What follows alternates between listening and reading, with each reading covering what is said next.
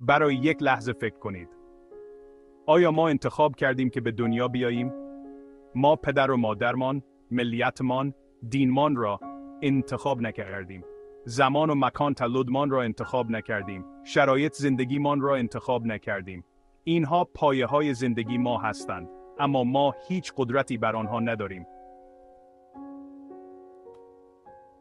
ما نمی‌توانیم انتخاب کنیم که چگونه شکل بگیریم، چگونه شخصیتمان را بسازیم، چه تجربیاتی را پشت سر بگذاریم. انتخاب نمی‌کنیم چه کسی در کنارمان باشد. عزیزانمان چه کسانی باشند، در چه خانواده‌ای به دنیا بیاییم، چه کسی ما را در کودکی تربیت کند. انتخاب نمی‌کنیم چگونه به این دنیا بیاییم، در چه شرایطی متولد شویم.